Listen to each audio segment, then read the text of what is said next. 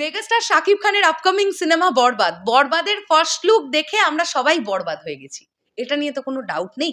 Social মিডিয়ায় যে পরিমাণ ঝড় উঠেছিল বরবাদের ফার্স্ট লুক মোশন পোস্টার আসার দিন, আমরা যা চেয়েছিলাম তার চাইতেও অনেক বেশি পেয়েছি, রাইট? তোমরা নিশ্চয়ই আমার সঙ্গে একমত হবে।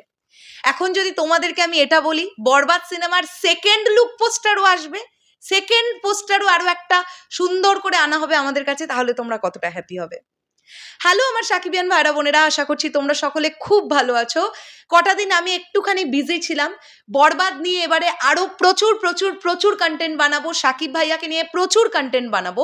অলরেডি আমাদের চ্যানেল থেকে গতকাল চলে এসেছে ইউটিউব চ্যানেলে মেহেদী হাসান হৃদয় ভাইয়ার সঙ্গে ইন্টারভিউ সেশন, যেটা তোমরা আজকে দেখতে পেয়েছো ফেসবুকে সকালবেলায়। তো তোমরা যারা ইন্টারভিউটা এখনো দেখোনি, চ্যানেলে বা পেজেই অ্যাভেলেবেল আছে, তোমরা কিন্তু দেখে নিতে পারো। আশা করছি তোমাদের ভালো লাগবে। আর যারা দেখেছো, সুন্দর সুন্দর কমেন্ট করেছো, শেয়ার করেছো, তাদের সকলকে শরৎ মিউজিক বেঞ্চেস টিমের তরফ থেকে জানাই অসংখ্য কৃতজ্ঞতা। এখন এই ভিডিওতে যে বিষয়টা নিয়ে আলোচনা করছি, রিসেন্টলি চ্যানেল আই অনলাইনকে দেওয়া একটি সাক্ষাৎকারে ডিরেক্টর মেহেদী হাসান হৃদয় ভাইয়া এটা বলেন যে আমরা বরবাদের আরও একটা পোস্টার দেব, আরও সেকেন্ড একটা লুক পোস্টার আসবে।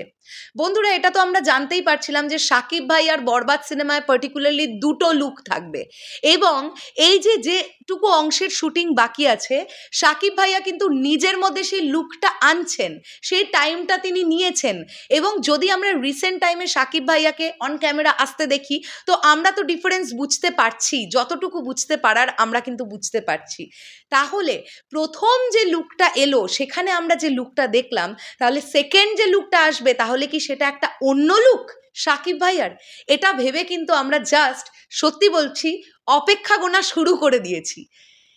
বরবাদ টিম তাদের শ্যুট কমপ্লিট করবে, পুরো র্যাপ করবে ছবিটাকে, তারপরে তারা পোস্ট প্রোডাকশনে যাবে, কমপ্লিটলি ডাবিং ইত্যাদি সমস্ত হবে। তারই সঙ্গে সঙ্গে চলতে থাকবে প্রমোশন, একের পর এক কন্টেন্ট ড্রপ করতে থাকবে বরবাদ টিম।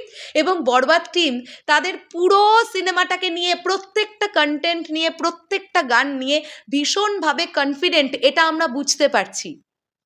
তোমরা একটা জিনিস লক্ষ্য করে দেখেছো, এই যে মেহেদী হাসান হৃদয় ভাইয়া, তিনি তো বড় পর্দায়, তো এটা তার অভিষেক, তাও মেগাস্টার শাকিব খানের সঙ্গে তার অভিষেক ঘটতে চলেছে।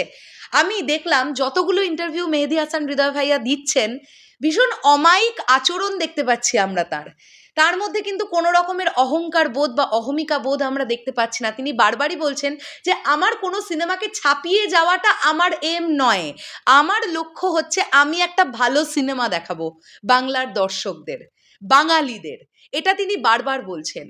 ভাই, এগুলোই না মানসিকতা, ভালো লাগে। আমরা যারা বা তোমরা যারা অডিয়েন্স হিসেবে ইন্টারভিউগুলো দেখি বা শুনি, আমাদের ভালো লাগে যখন একটা সুন্দর আলাপ কোনো জার্নালিস্টের সঙ্গে একজন ডিরেক্টরের হচ্ছে, বা একজন অ্যাক্টরের হচ্ছে, বা একজন সিনেমাটোগ্রাফারের হচ্ছে, যেটাই হোক, এই ব্যাপারটা দেখতে বা শুনতে কিন্তু খুব ভালো লাগে।